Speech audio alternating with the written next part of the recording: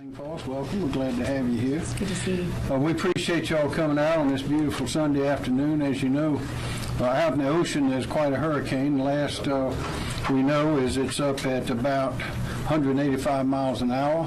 We do not know when it will arrive here or what strength it will have when it arrives here, but we are preparing. This is our 5th year in a row that we've done this. And so Team South Carolina is highly activated again. We've already begun the movement of people and material and equipment to the places where it needs to be. And whatever happens, we'll be ready, and we will certainly keep you informed of what is happening. Hurricane Dorian, as I said, is now Category 5. That's 185 miles an hour. I issued a state of emergency declaration yesterday. That state of emergency declaration allows state and local emergency management officials to begin staging resources and assets along the coast in preparation of the hurricane. Also, I spoke with President Trump by video conference today, just a few minutes ago, along with other governors and his entire team about the preparations in South Carolina. And, of course, he offered any and all federal assistance that we may need. I've asked the President for a federal emergency declaration that will allow for direct federal resources to be accessed by Team South Carolina to assist in hurricane preparation efforts. We expect that declaration to be granted very soon. We've already made the declaration, which allows our agencies to be reimbursed with federal funds. We did that earlier during the week. The State Law Enforcement National Guard and the first responders have been fully mobilized. South Carolina Department of Transportation has increased the number of their motorist assistant trucks on I-95 and I-26. All the South Carolina welcome centers and rest areas are open and staffed 24 hours a day. DHEC has alerted all private dam owners to prepare for notification to lower water levels in advance of significant amounts of rainfall. Department of Social Services is preparing to open their shelters across the state if and as needed. And of course, as always, we will continue to monitor the storm. Again, we're monitoring 24 hours a day, not only from this place but around the state. 24 hours a day, we're monitoring the storm, and we'll make further announcements as the time comes to make those announcements. Do you have any questions? Governor, when you said resources have been activated and mobilized, can you elaborate on that? Is that National Guard troops moving to staging areas? It is indeed. General McCarty, please. Yes, the National Guard, based upon the governor's executive order, has been mobilized. We have approximately 1,000 soldiers and airmen now that are being brought up. They will initially report to their units, and then we will move them on to their staging areas to be in a position to support directions given by the governor in response to the storm. Also, Director Christy Hall. Thank you, Governor. Yes, ma'am. So we have 2,000 of our employees ready for and preparing for what may be coming our way. As the governor mentioned, we have increased our presence along our vital routes in the state to make sure that we're able to keep traffic flowing. And at this point in time, all traffic is moving well around and through the state. Director Leroy Smith, please. Thank you, Governor. Department of Public Safety coordinating ESF 16, we have 2,785 law enforcement and National Guard personnel assigned to ESF 16 for traffic management efforts. With regard to I-95, we have increased our staffing on the I-95 corridor from the Georgia state line to the North Carolina state line to keep the traffic flowing. So far, things are operating very smoothly. Thank you, Governor. Thank you very much. And there is more, but let's have John Quararello to give us the weather report, please.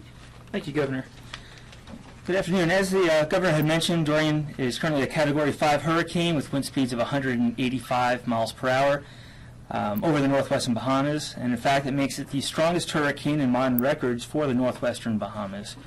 Dorian is expected to slowly near the east coast of Florida Monday night into Tuesday before starting to turn northward and increase in forward speed.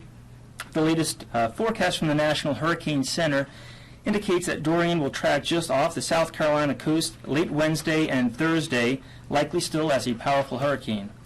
It's important to remember that this track can change over the next couple of days, and only a small change in the track will have large implications on the potential impacts here in South Carolina. So at this point, everyone should be preparing now for potentially significant impacts along the coast Wednesday and Thursday. Thank you. Thank you. And with that, Director Kim Stinson, would you give us an overview, please? Yes, sir. Glad to. The State Emergency Operations Center right now is at OPCON 1, that's Operating Condition 1, which is our full readiness level, and that's for us to be able to coordinate any state response we might have to do in the near term. Our current priorities are evacuation planning and possible sheltering, and then follow on with any initial response and damage assessment.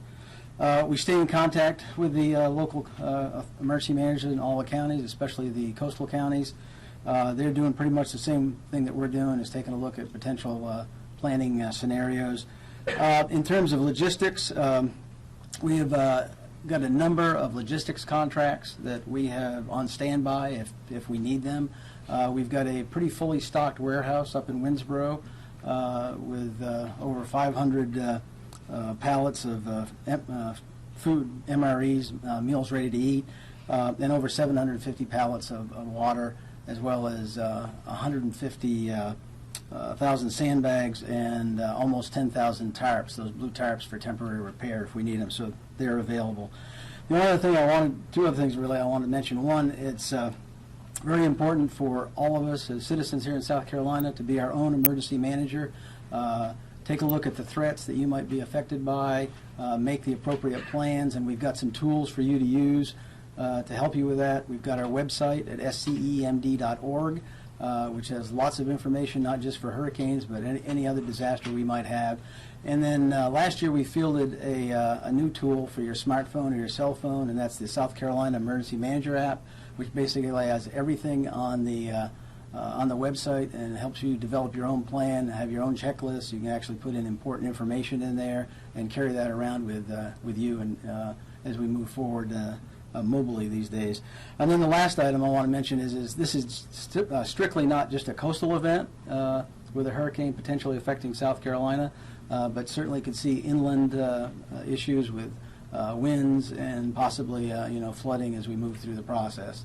So again, it's not strictly a coastal event. It could very well strike far inland. Thank you, sir. Okay. Well, thank you very much. Are there any questions? Is there any concerns with flooding near the Columbia Canal? Well, as Director Stinson just said, there's always a possibility of those things happening. We don't know what's going to happen. We don't know how strong the storm or hurricane's going to be when it gets here. If it gets here, we don't know if it's going to be on land or out in the ocean. It's just too early to predict those things. But as you know, last time with Hurricane Florence, we had a lot of flooding that we had never seen before. Not in many, many years at the very least. So we are preparing for the worst. We're hoping for the best. But the message is to be prepared because we know what's coming. It's going to affect everybody in the state to some degree. So be prepared. Any idea what the timing would be in terms of potential evacuations or No, getting sir. that notice out? It's too early for all of those considerations. We're monitoring around the clock, have good information coming in, but it's always subject to change. What's your Yeah. message to the people at home today? Who are Be prepared. Be prepared. This is a hurricane. As the President said, we've not seen such power in a hurricane, 185 miles an hour. That's Category 5 and going towards whatever the top of that is. We don't have a solid prediction as to where it might turn, where it might not turn, when it'll get here, but we assure you we have the best minds and the most experienced and talented people around the clock working on it to be able to tell the people of South Carolina, and we're in communication with the other governor's offices on the coast. That's been constant as well. So when we get the information, we'll relay it out and do so in a fashion that's clear and easy to understand. But always, you must be prepared. We live on the coast, so we're going to have hurricanes. This is one more of them. Thank you very much.